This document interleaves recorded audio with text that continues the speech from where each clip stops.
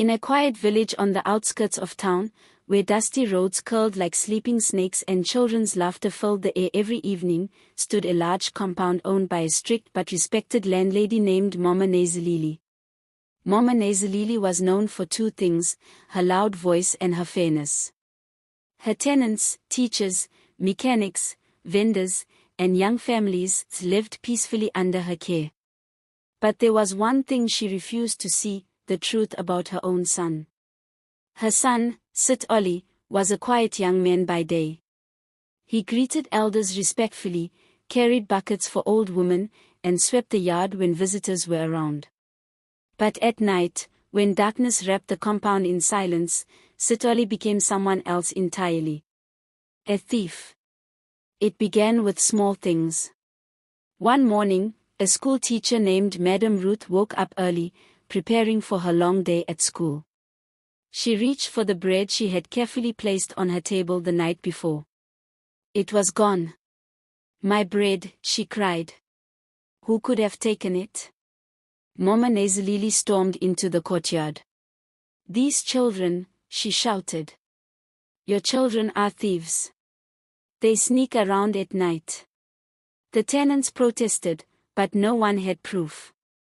The children cried, insisting they were innocent. But Mama Nezalili would not listen. That same week, Mr. Ben the mechanic returned home late, tired and hungry. He had left a pot of soup simmering gently before going to fix a car. When he lifted the lid, empty. Not even a drop remained. "This is too much," Mr. Ben shouted. "Who is stealing from us?" Again, Mama Nezalili appeared like a storm. "It is your children.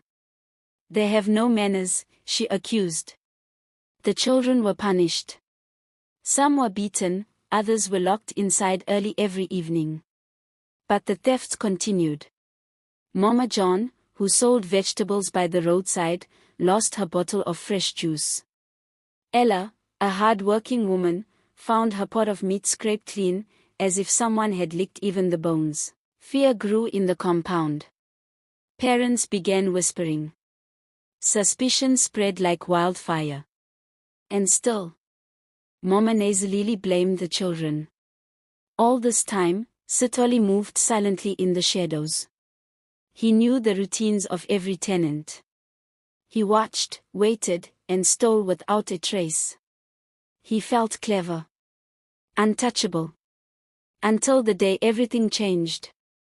One afternoon, a new tenant arrived, a tall, quiet man with a firm face and sharp eyes. He carried his belongings in a military bag and spoke very little. His name was Sergeant Kanda. "I am on leave," he told Mama Nezalili. "I need a place to rest." Mama Nezalili welcomed him warmly. "You will be safe here," she said proudly. That night, Sit Oli watched from the darkness as Sergeant Kanda placed a small pot of stew on his table. The smell filled the air, rich, spicy, irresistible. Sit Oli licked his lips. "Just one more," he whispered to himself. He waited until the compound fell asleep. Then he crept toward the soldier's room.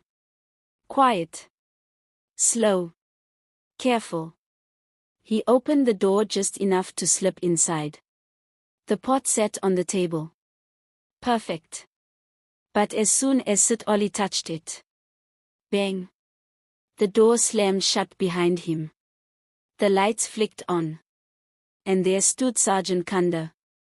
Waiting. Sit Oli froze. "I knew it," the soldier said calmly. "A thief who hides in his own home." Sit Oli tried to run, but the soldier was faster. With firm hands, he grabbed him and dragged him into the courtyard. "Wake up," the soldier shouted. One by one, the tenants came out, confused and sleepy.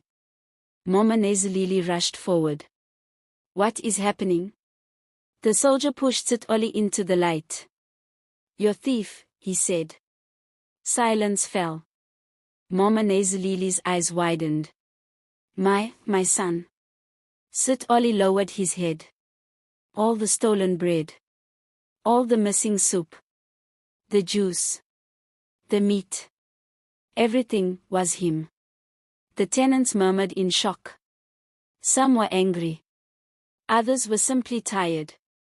And all this time, Madame Ruth said softly, "You blamed our children." Mama nasally trembled. Her voice, once loud and proud, was now small. I did not know." The soldier looked at her sternly. "You did not want to know." Then he turned to Sit Ollie. "A thief does not only steal food," he said. "He steals trust. He steals peace." Sit Ollie fell to his knees. "I am sorry," he whispered. But the damage was done. The next morning, something unusual happened. Mama nasally gathered all the tenants and their children. With tears in her eyes, she apologized, one by one. She paid back what was lost. And as for Sit Ollie, she did not protect him anymore. Instead, she handed him over to the village elders. There, Sit Ollie was made to work for every tenant he had stolen from. He fetched water, repaired fences, cleaned yards, and went days without rest. For the first time in his life, he understood hunger, not as a thief, but as someone who had to earn his meal. Weeks passed. The compound slowly returned to peace. Children laughed again. Doors were left unlocked. Trust began to grow back. But Sit Ollie was never the same. He no longer walked proudly in the shadows. He walked humbly in the light. And Mama nasally learned the hardest lesson of all. Blind love can protect a child, but it can also destroy them.